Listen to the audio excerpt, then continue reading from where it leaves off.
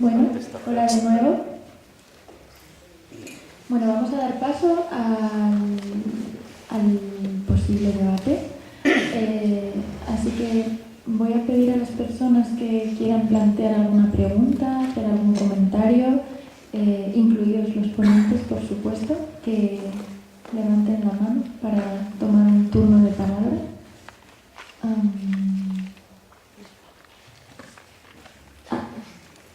Vosotros.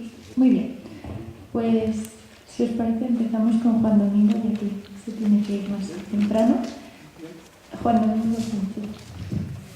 Bueno, a propósito de la epistemología del psicoanálisis, con ese doble sentido del genitivo, ¿no? Subjetivo y objetivo, pues me vino a la mente una reflexión sobre lecturas recientes, ¿no? No sé si les es familiar Chiarina Cordella.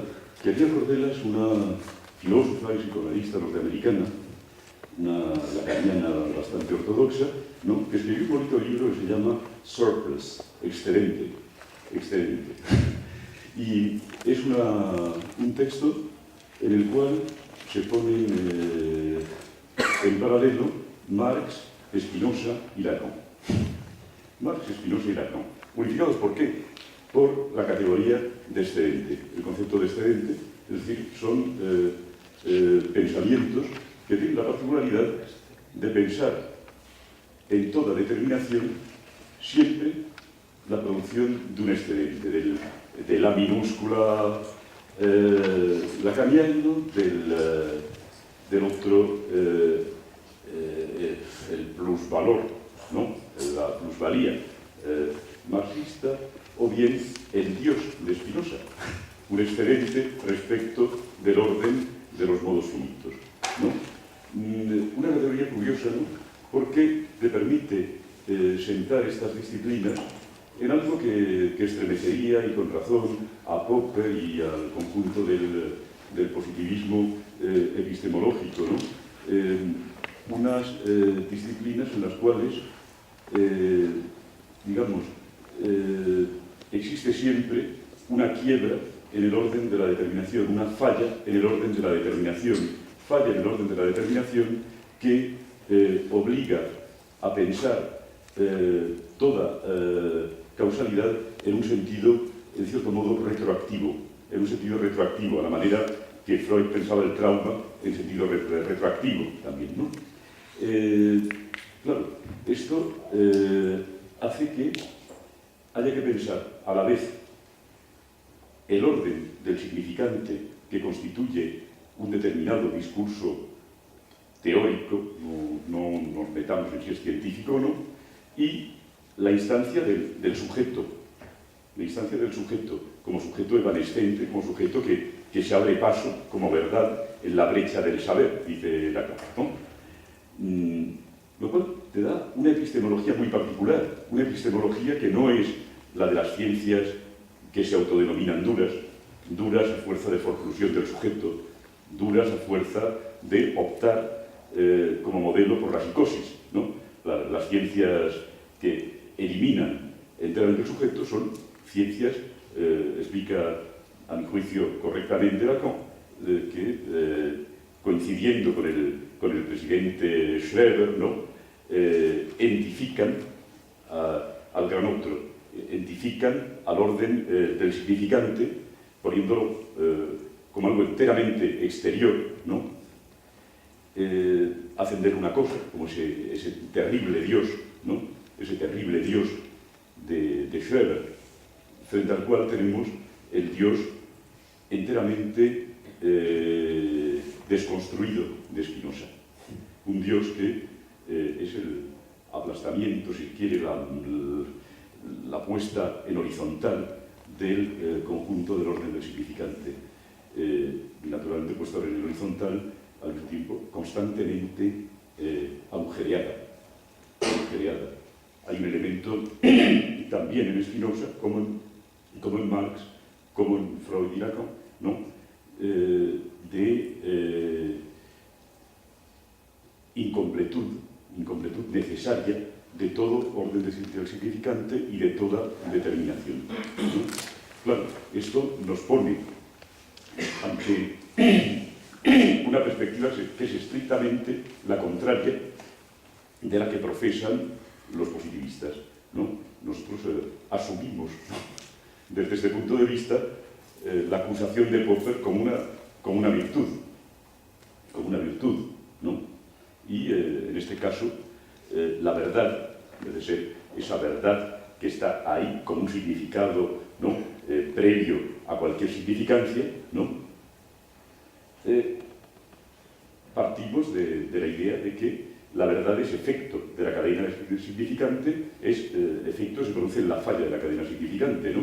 Lo cual quedó de manera bellísimamente ilustrada en aquella frase de Graziani, ¿no?, de La agudeza y arte del ingenio, en la que dice que la paradoja es monstruo de la verdad, ¿no?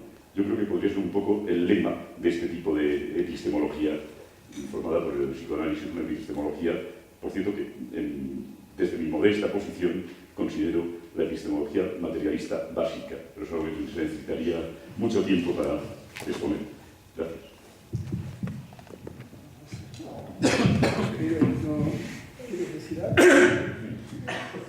A mí me gustaría, primero me gustaría agradecer tu intervención, que me pareció muy bonita, y yo diría que dice mucho, dice todo en tu intervención. Tú respondes un poco a tu pregunta, ¿no? Pero va muy unida también a la intervención de Pedro Chacón, que entre paréntesis me ha encantado por la claridad con que formuló una serie de problemas.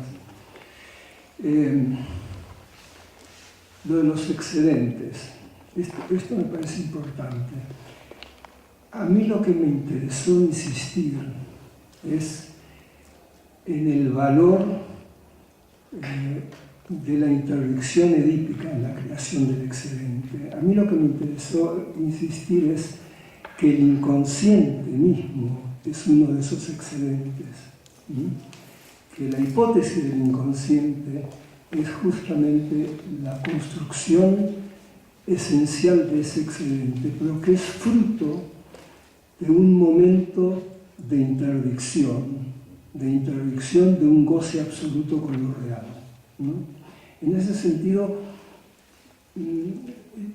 yo quería insistir en que hablar de psicoanálisis, hablar del inconsciente, sin tener en cuenta que es una construcción de orden ético, fruto de la institución de un excedente, fruto de lo que podríamos llamar la imposibilidad de un incesto.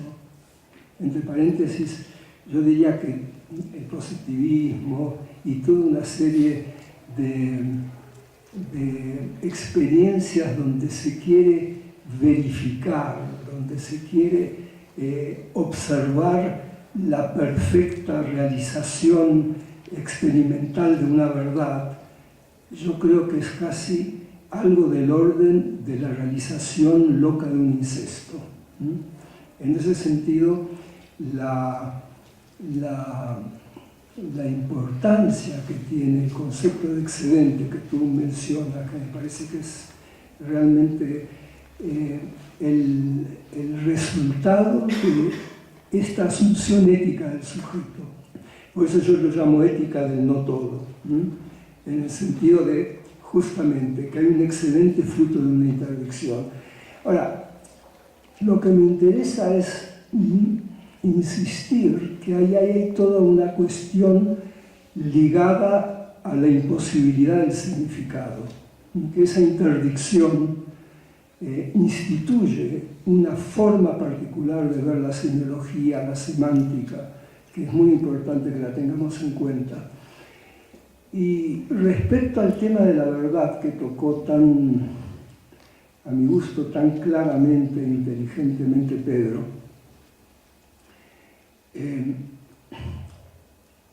es muy distinto éticamente decir que hay una verdad como imposible, una verdad como falta, un poco la manera que lo planteaba Liu, etc., que decir no hay verdad, ¿no? En el sentido de hablar de que hay una verdad como falta implica ya constituir al sujeto en una negatividad que lo quita de una posición delirante narcisista. Decir no hay verdad es instituir a un sujeto en un discurso pleno. Cualquier discurso vale. Y en ese sentido, cuando Pedro insistía en esa búsqueda de la verdad, pero como falta, como lo faltante, creo que esto constituye la base de poder ejercer un discurso que no sea delirante. Yo creo que todos los seres humanos hablamos, pero no todos ejercemos la palabra, en el sentido que si se habla sin tomar contacto con la falta que hay detrás de la palabra, es un hablar no humano, para mi gusto. Es como creer que la palabra dice todo lo que se puede decir de la cosa. En ese sentido creo que la asunción ética a la que yo quiero referir la esencia de la cura analítica tiene algo que ver con esa constante destitución del júbilo de la palabra, pero que esa destitución del júbilo de la palabra tiene un valor ético en el sentido que nos permite no tener que poner en el otro nuestro propio anonadamiento o nuestra propia nada. Yo creo que si uno agrega a todas las formulaciones kantianas sobre la ética que hay un paradigma nuevo, que es no poner en el otro nuestra propia nada, creo que ahí estaríamos tal vez queriendo decir algo de lo que es la ética de los excedentes, ¿no? Esta es la primera cosa que me gustaría decir. Pero que hablar del inconsciente sin hablar del complejo de Edipo y sin hablar de la importancia del complejo de Edipo creo que es un error. Por eso me gusta edipizar al psicoanálisis de una manera absoluta, radical, porque sin Edipo no hay inconsciente para mí, y sin Edipo no hay ética para mí, y sin ética no hay inconsciente. Eso es el deseo de desnaturalizar. Y en ese sentido tampoco me interesa mucho si el psicoanálisis es una ciencia o no es una ciencia. Eso me importaba cuando yo era muy joven, estaba muy preocupado por esas cosas. Ahora, de verdad, yo podría decir que no me interesa demasiado eso, en el sentido que podría decir, igual es una moral sexual cultural, el psicoanálisis, o igual podemos utilizar un oxímoron, es una teología laica, es algo que se dedica a comprender la génesis de la creencia, o qué son las creencias en general, ¿no? En ese sentido yo hablo mucho de creer en el inconsciente, de creer en la palabra del otro, de creer que el otro puede terminar de darnos un significado que nos falta y que es lo que fisura nuestro narcisismo y lo destroza. Y en ese sentido la cura analítica, al fin y al cabo, es de alguna manera ilusionar con una palabra que responde para que al final el sujeto pueda decepcionarse con la palabra que falta, ¿no? Es todo un juego de ida y vuelta, ¿no? Lacan hablaba también de la destitución del sujeto supuesto saber, donde quería decir tal vez algo similar a esto, ¿no? Pero yo insisto en lo edípico, porque a veces en ciertas formulaciones lacanianas lo edípico queda como subsumido a algo que está más allá o más acá del Edipo, ¿no? Y yo creo que la ética parte para nosotros de esta interdicción, de este significado faltante, ¿no? Yo insisto mucho en el concepto de significado faltante y de que del significado faltante parte la destitución del júbilo de la palabra, lo que porque se dice no se puede decir. en el sentido de que ¿qué es la madre? Es indecible, es decible solo como interdicción del goce. Ahí se da el salto, ahí se rompe la relación con lo natural. Y esto es interesante porque probablemente todos los significados, los más banales, la copa, la mesa, la botella, el lápiz, en última instancia se asientan en esta interdicción de goce. O sea, para ser palabra significada tiene que tener una falta detrás, un anodamiento detrás. A eso Freud lo llama representación inconsciente de cosa, en el sentido de cosa de la que solamente se puede hablar y sin embargo no se puede terminar de decir. Esa es la gran paradoja. Tú que hablabas de las paradojas, y efectivamente, tal vez el punto paradojal esencial es el concepto en Freud de representación inconsciente de cosa tiene un valor ético enorme, porque es justamente aquello de lo que solamente se puede hablar sin poder terminar de decir.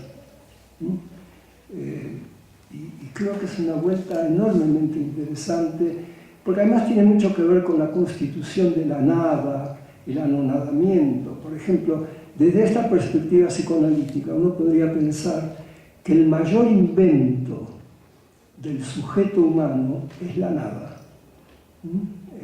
Más importante que la rueda, más importante que todo lo demás. Como que si no hubiera habido una invención de la nada, no habría posibilidad de ningún invento humano. Como que desde la nada se puede crear un mundo.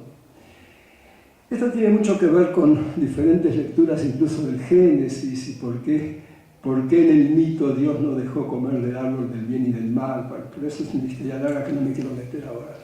Pero sí en el valor profundo que tiene la ley, la constitución de la nada, el anonadamiento y desde allí la posibilidad de crear un mundo, pero con una nada que lo sostiene, ¿no?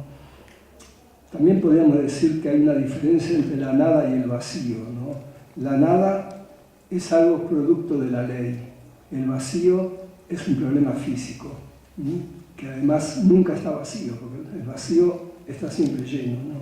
Y es un tema muy interesante, pero tiene que ver con los excedentes. Yo no conocía el libro que tú mencionas y me interesa mucho, ¿no? Si me lo puedes referenciar, correo electrónico, te lo agradezco. Sí. Lo puedo incluso enviar en formato electrónico. Vale, muchas gracias. Así lo pirateamos, digamos.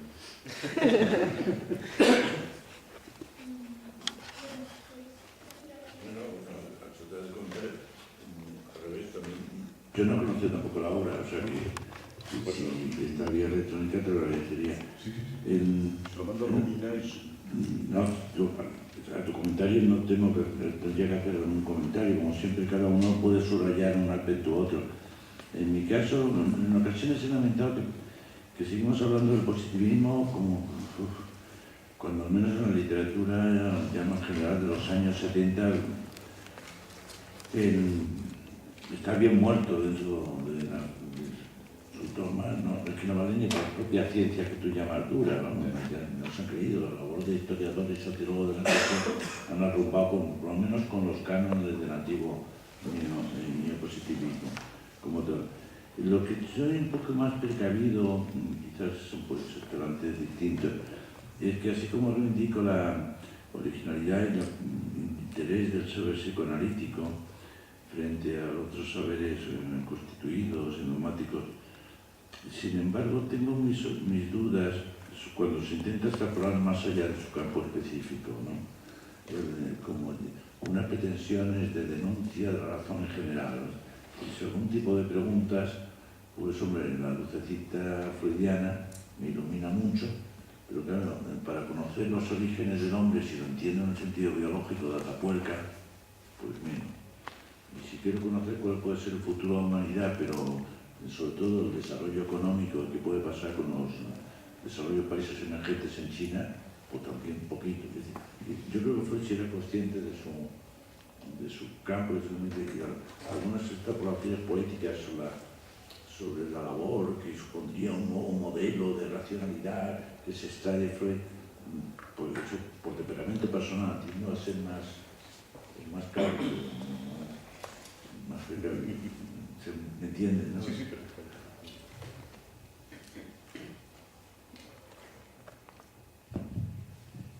Bueno, yo no tengo nada que aportar, quería hacer unas preguntas.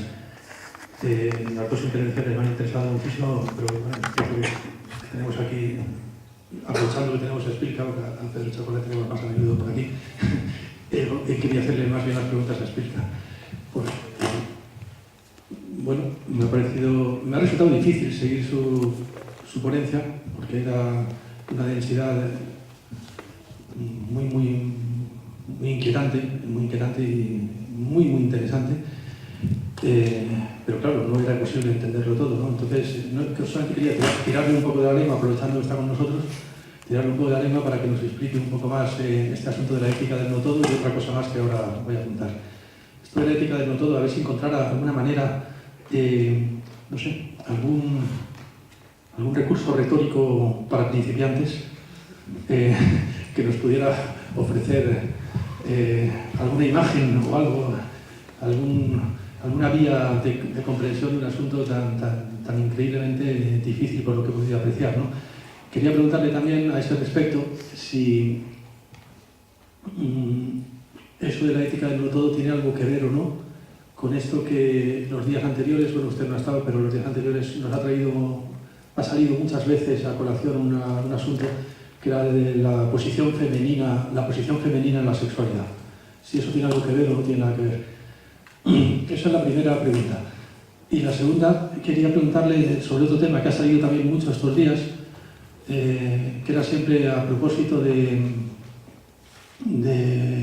ese pasaje del yo y el ello, en el que Freud dice que el superyo es el heredero del complejo de Edipo, y dice que de la misma manera que el niño tiene que obedecer a sus progenitores, pues el yo se somete al imperativo categórico de su superior. Pues quería preguntarle su opinión sobre si imperativo categórico ahí hay que tomarlo en sentido estricto kantiano, o si, es decir, si de alguna forma hay que entender que en esa frase debemos de buscar una vía de explicación del imperativo categórico kantiano en algún sentido, o si estamos más bien ante un impostor del imperativo categórico kantiano que de pronto se cuela ahí. Ha dicho usted a lo largo de su ponencia cosas muy interesantes al respecto. Lo que pasa es que no consigo encajarlas del todo en mi cabeza todavía, por eso quería solamente pedirle que se explayara un poco más, ya que tenemos la suerte de tenerle aquí.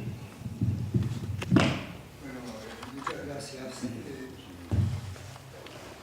Muchas gracias por interesarse en esto, ¿no?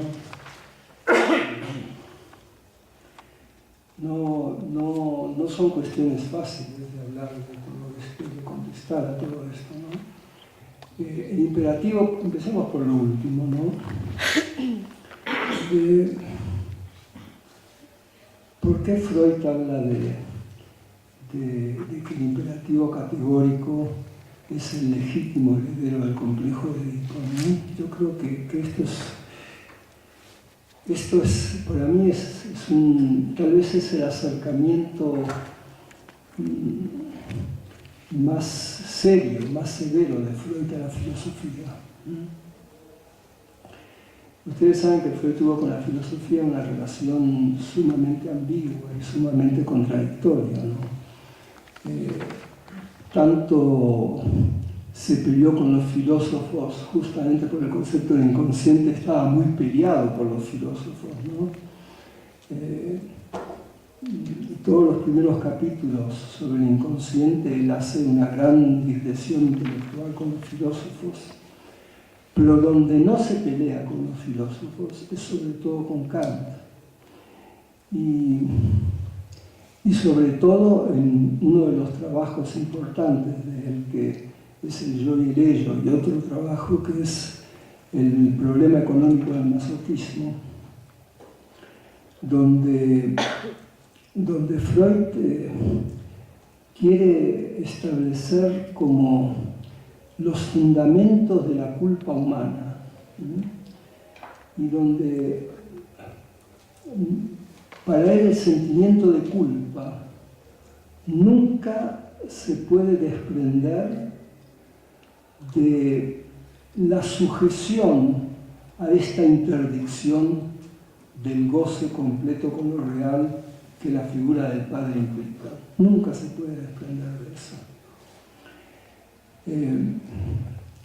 Tanto es así que Freud dice que la única solución, podríamos decir, al sufrimiento masoquista que la culpa puede implicar es la asunción categórica de la ley. Como si uno dijera, no hay ninguna posibilidad de que el sujeto pueda elaborar o salir de lo que es la culpa humana como un sufrimiento moral, sino la asunción de la ley por sí misma, como pura ley. Y ahí siguiendo un poco el principio kantiano, sin ninguna migaja de eudemonismo, podríamos decir. La ley por la ley. Como que si en esa ley por la ley el sujeto pudiera aparentemente despojarse de cualquier migaja de goce sufriente. Cuando empieza a haber goce sufriente, cuando empieza a haber lo que Freud llama masoquismo moral, que es prácticamente la marca de lo que es la culpabilidad humana, como si Freud dijera, si hay culpa, siempre hay goce sufriente. Y si hay culpa, siempre hay un fantasma de no haber asumido la ley de la interdicción en su plenitud. En ese sentido es que Freud dice, si idealmente uno pudiera asumir la interdicción de la ley en su plenitud, el sujeto tendría que tener un sufrimiento mudo, un sufrimiento no gozoso, un sufrimiento que sea el puro ejercicio de la ley por sí misma. Y Freud dice, esto es muy difícil de sostener. Por eso él insiste que cuando hay una regresión de la ley al complejo de Edipo, y esa regresión se hace muy fácilmente, porque el complejo de Edipo está sosteniendo en la sombra o en la oscuridad la existencia de esa ley. Como si Freud dijera, ¿qué sostendría metapsicológicamente, económicamente a la ley si no fuera el lobo edípico que está constantemente acechando? Entonces Freud dice, si hay una regresión de la moral, del imperativo al complejo de Edipo, el sujeto goza de un sufrimiento que se llama masoquismo moral.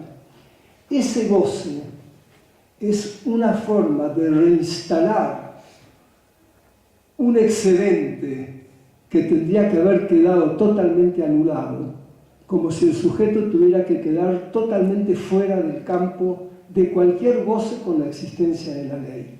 Si el sujeto no soporta la falta de goce, sufre.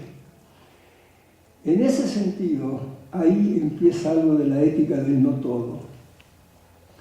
Yo entiendo cuando usted me pregunta si esto tiene algo que ver con la formulación de lo femenino. Efectivamente, en Lacan, en sus diferentes formulaciones lógicas sobre la sexuación, entra el concepto del no todo, en el sentido que quiere decir que no todo el goce de la mujer se subsume a la ley fálica, ¿no? Yo utilizo el no todo en otro sentido, y lo utilizo en el sentido de que es intrínseco a la desnaturalización de la ética, es intrínseco a que no existe una ética natural, que hablemos de un no todo en el sentido que hay un bien en el mal y un mal en el bien, en el sentido de que esa pretensión de que la pura existencia de la ley la pura existencia del bien moral, lo coloca al sujeto en el bien, es una falacia.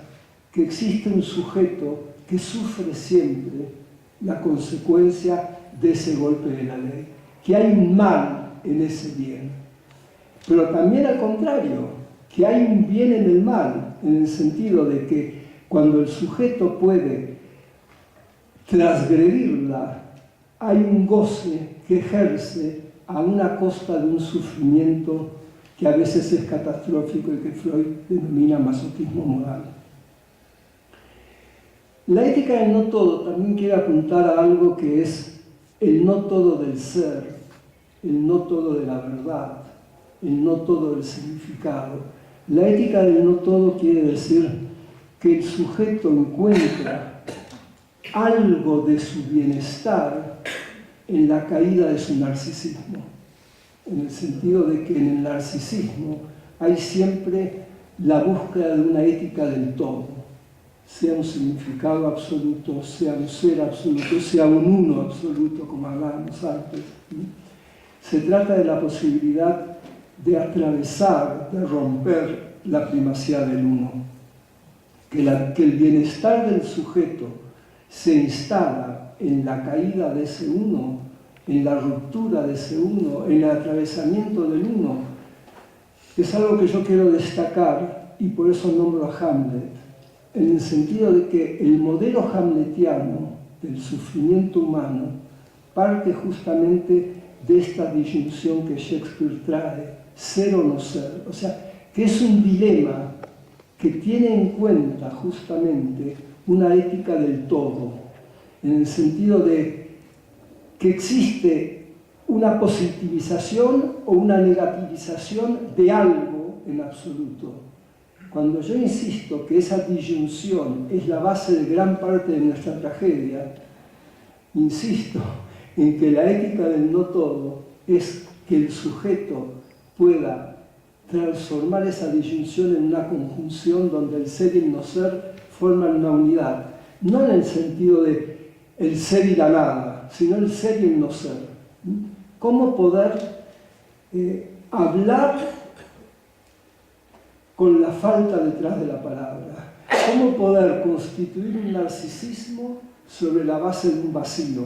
¿Cómo hacer que una identidad, por ejemplo, ya que usted me preguntaba sobre formas más empíricas de decirlo, cómo pensar, por ejemplo, que la identidad es nada más que el ornamento de una nada y no una sustancialidad?